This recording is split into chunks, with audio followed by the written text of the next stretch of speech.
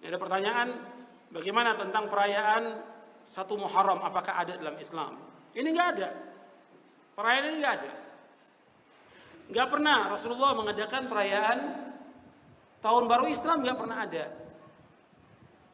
Nggak pernah ada juga mengadakan Maulid, mengadakan Nisfu Sya'ban, mengadakan Isra Mi'raj, atau yang nggak pernah ada.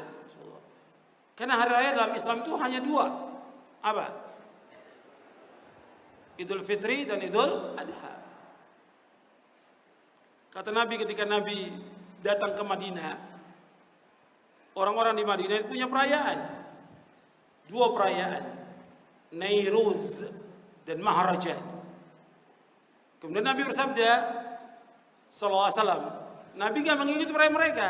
Nabi bersabda kepada para sahabat, "Innallaha qad abdalakum bihima khairan minhuma Idul Adha wa Idul Fitr." Kata Nabi, sungguhnya Allah telah mengganti 2 hari raya itu yang lebih baik dengan 2 hari raya, yaitu Idul Adha dan Idul Fitri. Hadis ini sahih, diriwayatkan oleh Imam Abu Daud dan yang lainnya. Jadi perayaan di bulan Muharram ini enggak ada dalam Islam. Dan banyak orang melakukan perayaan di bulan Muharram. Ya, perayaan-perayaan ini sebenarnya enggak boleh kita ikut dan enggak boleh kita merayakannya, tidak boleh. Dan banyak kesyirikan dan bid'ah dilakukan oleh kaum muslimin di bulan Muharram. Seperti saya ambil contoh, ya. Keyakinan sebagian orang bahwa bulan Muharram bulan keramat. Ini enggak ada. Ada juga kebalikan lagi mengatakan bahwa bulan Muharram bulan sial. Ini dua-duanya tidak ada dalam Islam.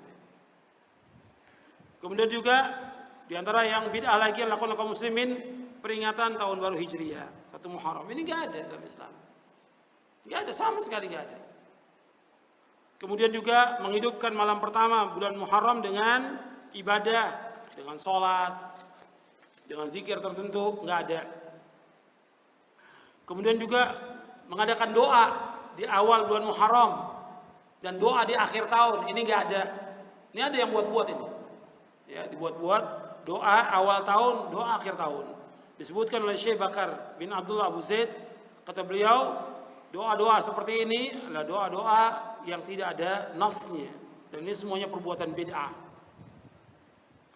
Kemudian juga ada orang mengadakan sholat Asyura, ini juga sholat 4 rakaat, dikerjakan antara asar dan zuhur 4 rakaat. Ini juga sholat yang bid'ah.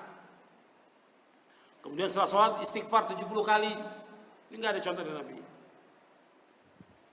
Dan beberapa lagi perayaan, seperti perayaan dilakukan oleh sebagian orang, seperti orang-orang Syiah mengadakan hari Syuro. Kemudian juga di Indonesia ini juga ada kirab Suro atau yang lainnya. Ini banyak bid'ah. Kalau kita lihat di bulan Muharram ini puluhan bid'ah yang ada. Makanya jangan kita ikut. Termasuk juga di Indonesia ada perayaan lebaran anak yatim. Bubur merah, bubur putih. Ini enggak ada. Ini semuanya bid'ah. Ya, kalau mau nyantu ini anak yatim ya setiap hari, kenapa harus setahun sekali? Dan masih banyak lagi yang lain yang dilakukan di Indonesia. Adapun yang sesuai dengan sunnah, yaitu kita puasa. Antum ingat tuh, puasa tanggal 9 dan tanggal 10 Muharram. Nabi bersabda, "Afdhalus siyami ba'da Ramadan syahrullahil Muharram." Seutama-utama puasa sesudah Ramadan, puasa di bulan Muharram. Puasa di bulan Muharram. Hadis ini sahih riwayat Muslim. Nah, kapan Nabi puasanya? Nabi puasa tanggal 10 Muharram, Asyura. Dan ketika Nabi ditanya tentang puasa Asyura, menghapuskan dosa setahun yang lalu.